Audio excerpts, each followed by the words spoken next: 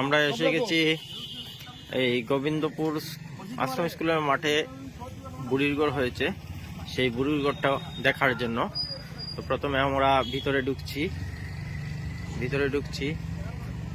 ঢুকে দেখছি প্রথম একটা ঘর।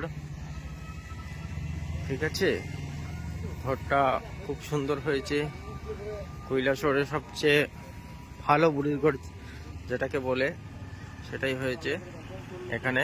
এই একটা ঘর, তারপরে আমরা চলে যাচ্ছি, এদিকে আছে কিচেন রুম। ঠিক আছে, কিচেন রুম এটা।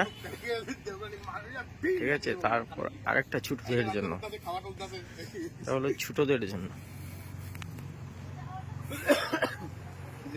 ভেতরটা আমরা দেখছি। ঠিক আছে, বেতলা হয়েছে, বেতলা কৈলাসহরের সেরা, কৈলাসহরের সেরা। এরকম হয়নি।